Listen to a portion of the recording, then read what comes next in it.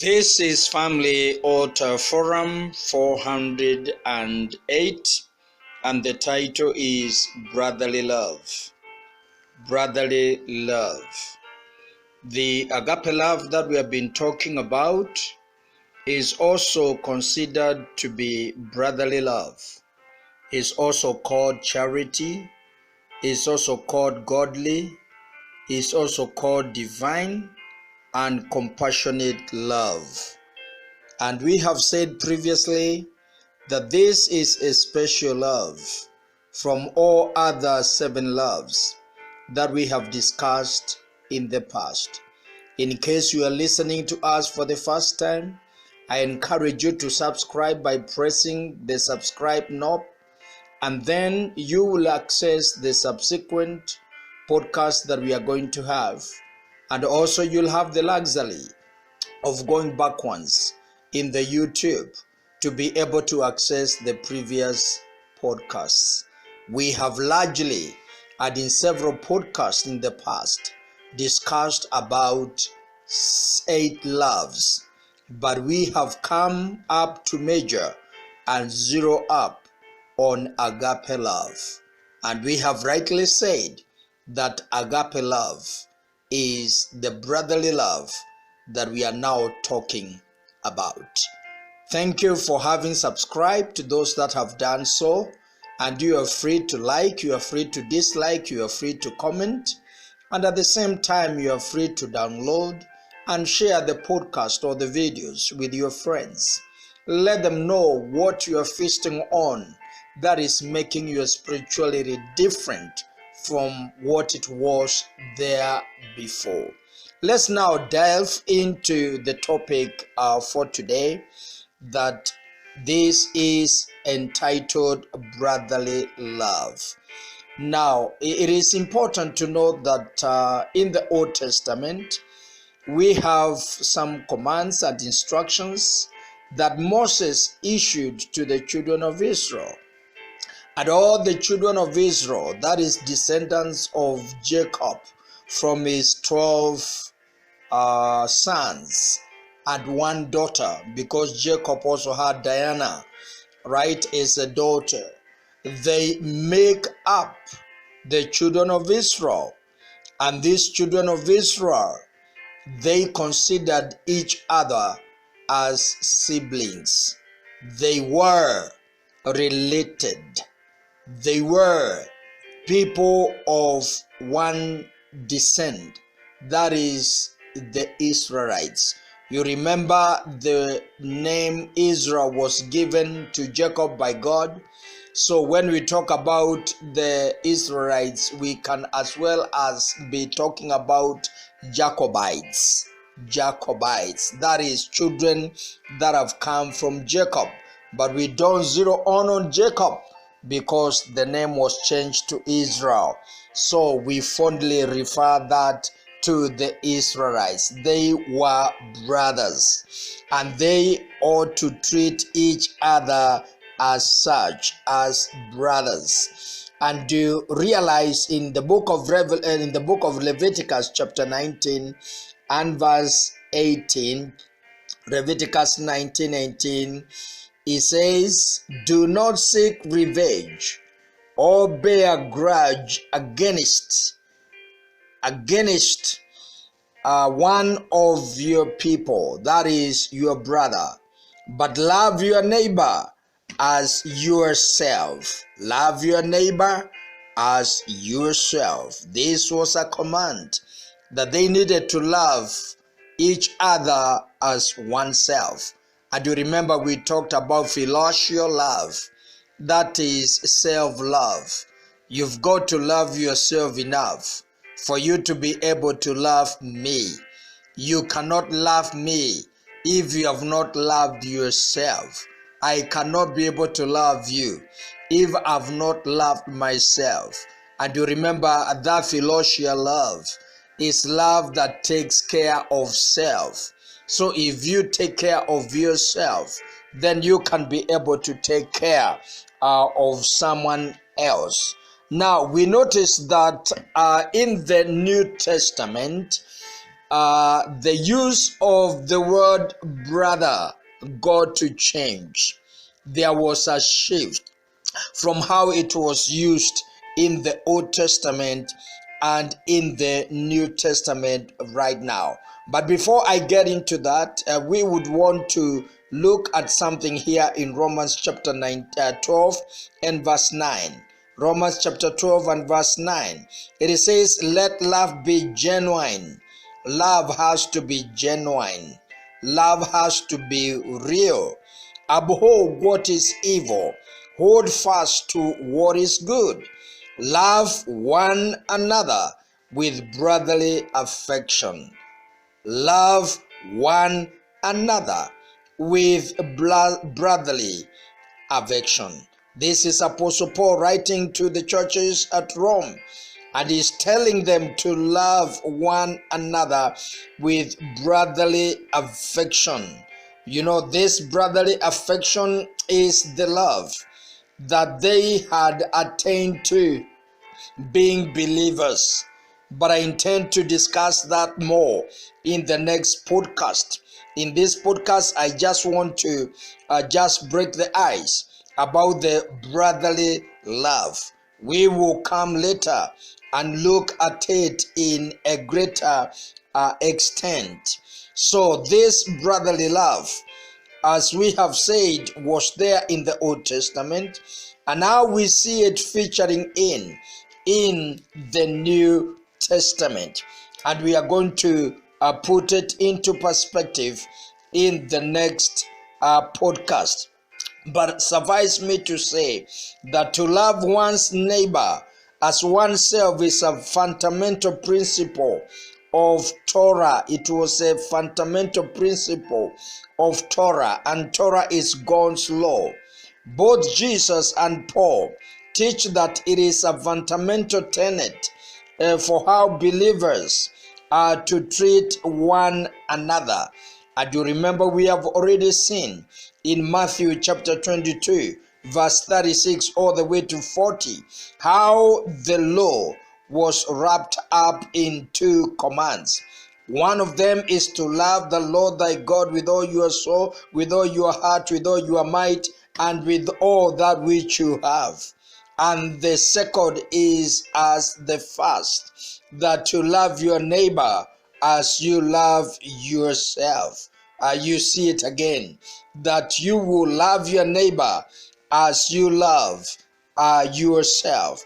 So Jesus Christ was advancing what was there in the Old Testament, and he was putting now things in perspective in the New Testament. Allow me to read Mark chapter 12, verse 30 and to verse 31. And you shall love the Lord your God with all your heart, and with all your soul, and with all your mind, and with all your strength. And the second is like it.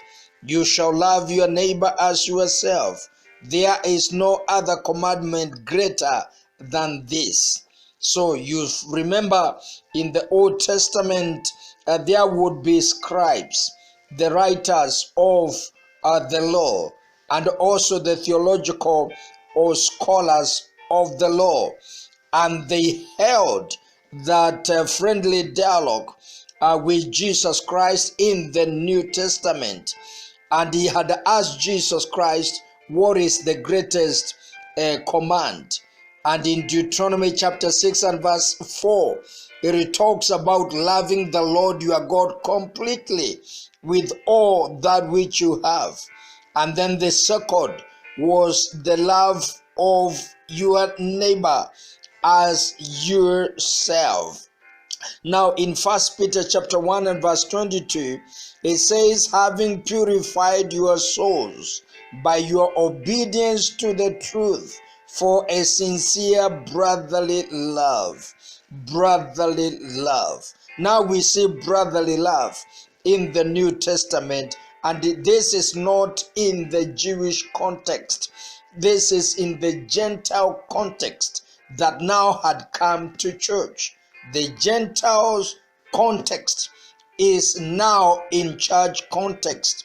So the Apostle Peter says, having purified your souls by your obedience to the truth, meaning that when you obey the truth, you purify your soul, you perfect your soul.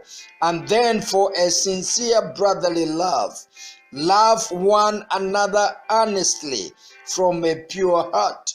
Love must come from a pure heart. Remember, this is not other 7 types of love. This is agape love. That now we are shifting and we are saying also it is called brotherly love. And that's what we are going to major on in the next few podcasts before we exit from this topic of love. Peter calls for his readers to love one another, is grounded in their conversion. You find that when you are converted, that is when you begin to have the love of your brother and of your sister, unlike there before.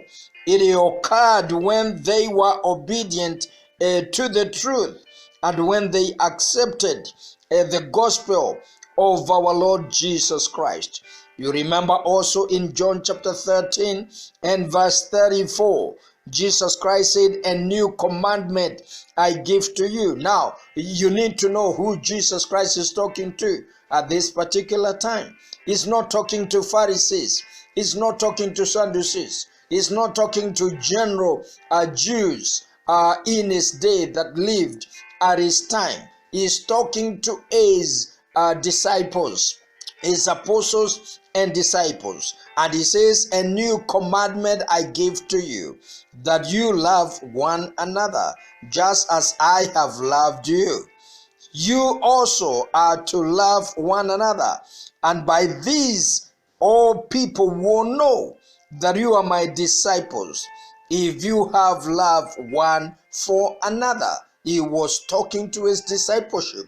And he was saying, if you love one another the way I have loved you, others will see, whether they are Jews or Gentiles that are not my disciples, they will see your love one to another, and then they will know that you are my disciples indeed. So you can see right now, this brotherly love is confined to a group of people that are called believers, that are called disciples, that are called the people of God. And we will advance that in the next podcast. Love must be distinguishing mark of Jesus' disciples. And even today, if you are born again, if you are a believer, this unique love, the brotherly love that you have, the agape love that you have received, that others don't have, because they do not have the agape love, then this love of God in you and in me must distinguish you, must distinguish me. And that's what Jesus Christ is telling his disciples, that if you do have love one to another, it will distinguish you. It will bring about a mark that is not common. People are going to see and know that you are my disciples indeed, because you have something that they do not have. They may have storge love, they may have filial love, they may have ludus love, they may have pragma love, they may have eros love, they may have velocia love, they may have even maniac love, but they do not have the agape love. This agape love, the brotherly love, the godly love, the divine love, the charity love, the compassionate love, it's a unique love that is not with everybody in the world. So he says that this is my new commandment that I give you, and it will be the distinguishing mark of Jesus' disciples. Jesus' new command takes its point of departure from the Mosaic law. It is good to know that Jesus' new command takes its point of departure from the Mosaic law that commands to love the Lord your God with all one's powers and to love one's neighbor as himself. And we have seen that in the book of Leviticus, chapter 19 and verse 18. But Jesus' own love and teaching deepens and transforms these commands. Jesus even taught love for one's neighbor and one's enemies. You know, it is taught in the Beatitudes, that is in Matthew chapter 5 and verse 43 to 48. This divine love, agape love, brotherly love, loves even enemies, loves even those that have despitefully used you. The command to love one's neighbor was not new. The newness was found in loving one another as Jesus had loved his disciples, as we have seen in John chapter 13. In light of Jesus' subsequent death, just as implies a love that is even willing to lay down one's life for another. So this love, agape love, is a very strong love. It's a very, very strong love. It can even lay down itself for its friend. Now, this is the brotherly love that we should have, and is a concentrated love, is a special love, it's a unique love, it's a love like no other, and it is not common. It's found within the brotherhood. It is not common. It's put in us by God. Anyone who accepts Jesus Christ gets to taste this love, this agape love, this divine love, this godly love, this love that comes from above. Until we meet tomorrow, Maranatha, God be with you. Amen.